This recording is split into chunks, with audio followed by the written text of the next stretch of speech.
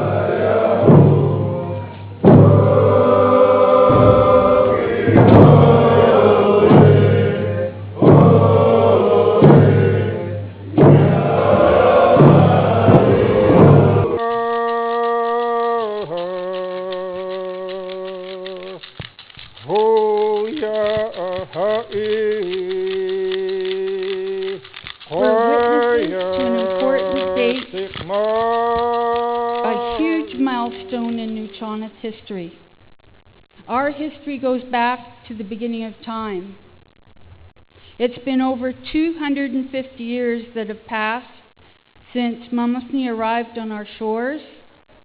Finally, there is formal acknowledgement that the Manaus tribes exist. They can move ahead as sovereign nations. It's going to be great when we all get together as local politicians. There's lots of good things we are going to do here on the West Coast. And I say to the press, keep tuned, because you're going to see a change like you've never seen in the history of Canada, and we get together and work as one family. I'd like to introduce our platform party today. From the Hoyat First Nations, Councillor Robert Dennis, Hai Hatwish, Nachkoa, Derek Peters, Fabian Dennis, their youth, Cayuga Checklisset, Legislative Chief Therese Smith, Tai Hatwish, Wee Wimta Ike, Christina Cox, Tai Hatwish, Francis Gillette. Cayuga Checklisset, stand up, be recognized.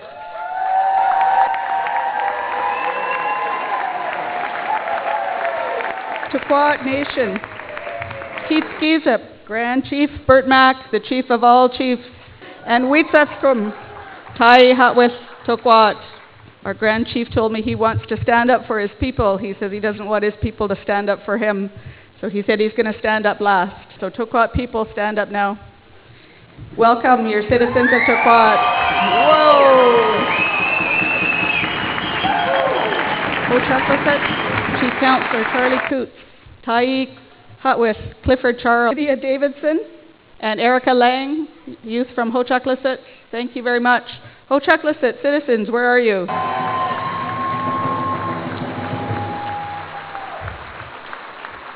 Our last two nations are the smallest nations, and they had the biggest cheers.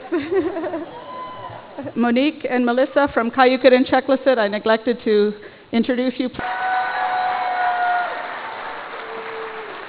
And Angela Mack from Tukwat.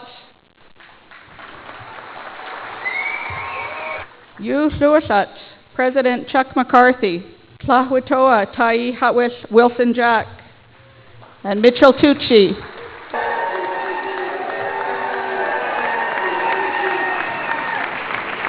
With Mr. Paul's consent, the poem Territories now belongs to you. Ha'ufli territories.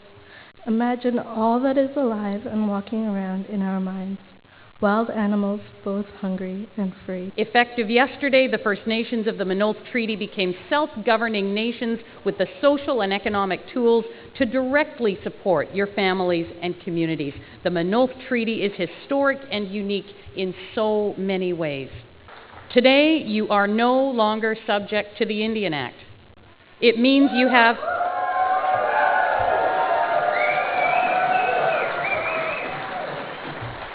It means you have the authority to manage your own affairs. It means you have the economic tools to tailor social opportunities for your families without a piece of legislation that tells you that you can't do something the way that you want to. This is a future of hope, of possibilities. The link between the generations is at the core of that future. Grandparents tell their stories to their children.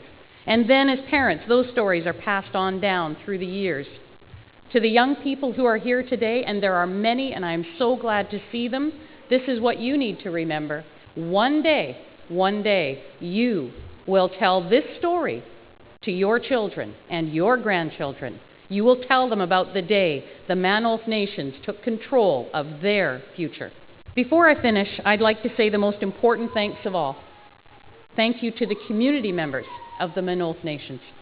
Your leaders negotiated the treaty, but ultimately it was you, the community members, who endorsed and ratified it. Congratulations. When we asked our people how they wanted to see this day celebrated, they told us they wanted to see sing and dance and celebration.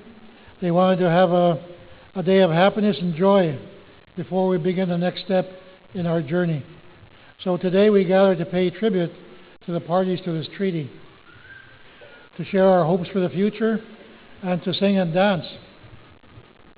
As we begin this great day of celebration, we especially remember and dedicate the day to those who came before us. When our canoes were coming ashore today, you saw photos of some of those we've lost who were so important to what we have achieved today. We have called upon them to be with us today, to share in this celebration, and to watch over and enjoy this great day with us. We cannot go by today without giving special recognition, acknowledgement, and thanks to our friends from the Nisga'a and Tsawwassen Nations for joining us here today. We have watched closely as you work to implement your modern-day treaties. We have learned from you. Our roots, our history, our families, and our culture are Nuu-chah-nulth, and will always be Nuu-chah-nulth. We are therefore the Nuu-chah-nulth nations of the Maynooth Treaty. We support and encourage our Nuu-chah-nulth relatives as well as all other First Nations in British Columbia in their continued efforts for recognitions and rights and title. We have heard the Nisga'a say it on so many occasions, and we now join them in saying this is an agreement that we negotiated and that our citizens approved for us. Our task now is to begin to use these tools to build a better future and create the world that our citizens desire. It is now the responsibility of our leadership and each of our citizenship as individuals to work together to transform the social and economic conditions of our families and our nations. At the occasion of the BC legislature signing in 2007, Chief Robert Dennis said, "We each need to ask ourselves to make our way of life better. We have a lot of catching up to do," he said.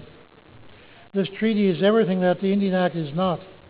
With coming into effect of the treaty, we can now picture and build a different world. No longer are we constrained by a system that suppressed and oppressed us for so long.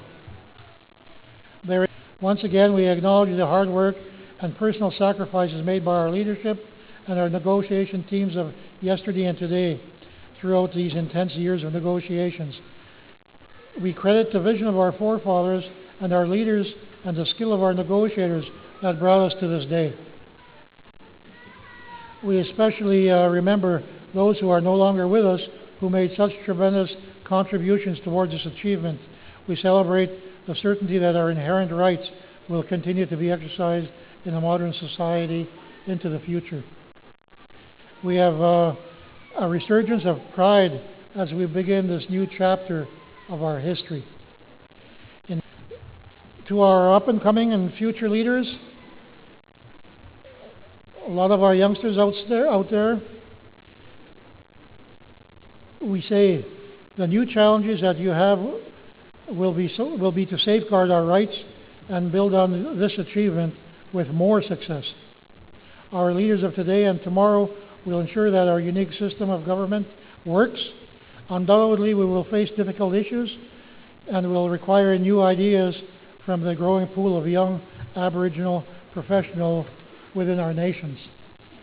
So at the end of this great day, we celebrate the beginning of the next step of our journey and entrust our future to our babies and the youth of today and the generations yet to come.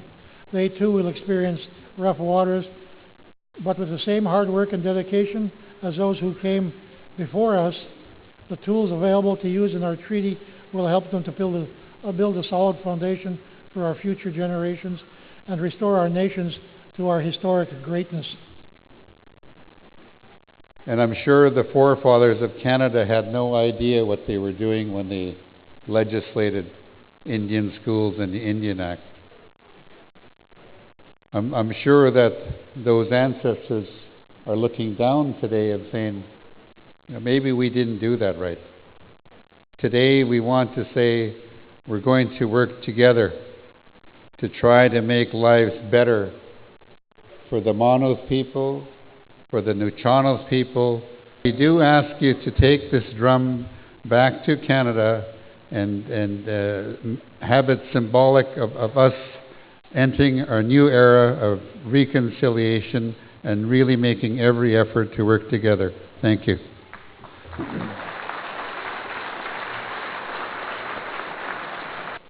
A self-sustaining nation needs a wealth base. If we don't have that wealth base, we cannot and will not be able to move forward. So I thank you, British Columbia, in particular the current government, for making very good strides in reaching out to us. So with that, I'd like to present a gift symbolizing our commitment to work together and making meaningful progress for the benefit of our people.